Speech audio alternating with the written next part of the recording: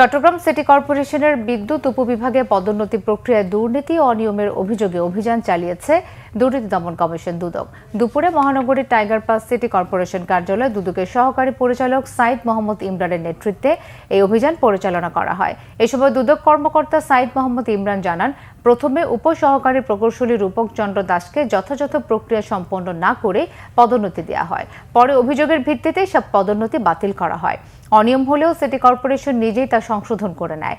রূপক দাসের রাজনৈতিক পরিচয় ছিল, সে কারণে অবহেলার শিকার হয়েছেন বলে জানায় অভিযুক্ত। সংশ্লিষ্ট বিষয়ে নথিপত্র সংগ্রহ করা হয়েছে বলে জানান দুদক কর্মকর্তা। 2011 সালে রূপক চন্দ্র দাসের নিয়োগ দেওয়া হয়। 3টা পোস্ট ফাঁকা আছে সহকারী প্রকৌশলী। এই 3টা পোস্টের বিপরীতে 8 জনের ওনারা মৌখিক পরীক্ষার জন্য 8 জনকে ডাকা হয় আর কি। তার মধ্যে একজন অ্যাবসেন্ট ছিলেন। 7 জনের মৌখিক পরীক্ষা নেওয়া হয়। 7 জনের মধ্যে 3 জন উত্তীর্ণ হন, বাকি 4 জন ভাইভাতে ফেল করেন আর কি।